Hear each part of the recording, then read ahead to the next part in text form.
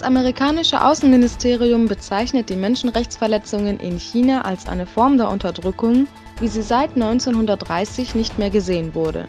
Der amerikanische Außenminister Mike Pompeo bezeichnet ausgehend von dem kürzlich publizierten Menschenrechtsbericht der Länder Vorgänge im Iran, Südsudan sowie in Nicaragua als signifikante Menschenrechtsverletzungen.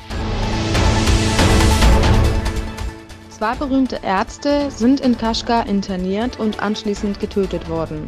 Die beiden Gründer von Privatkrankenhäusern, Turguncham Obulkasim und Kurban Hajim, waren nach ihrer Verhaftung ständiger Folter ausgesetzt, was ihnen zu Ende das Leben kostete. Wie das chinesische zentrale Volksradio meldete, soll im Rahmen des Seidenstraßenprojekts zwischen Kurgas in Ostturkestan und der kasachischen Grenze der erste internationale Handelsmarkt eröffnet werden.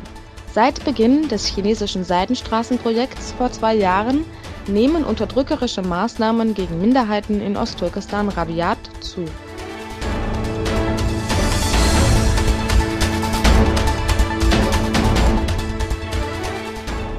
Der US-Senat nimmt einen Gesetzesentwurf an, der vorsieht, jegliche militärischen Einheiten, ob direkt oder indirekt am Jemenkrieg beteiligt, von dem Stützpunkt abzuziehen.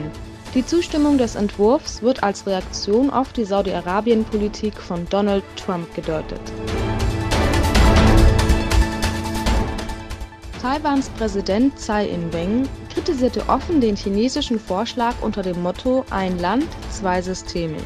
Daraufhin meldete sich An Fingshan, der Sprecher für Chinas Angelegenheiten in Taiwan, der die Reaktion des Präsidenten missbilligte und die Unabhängigkeitsbestrebungen des Staatsoberhauptes als Verschwendung bezeichnete.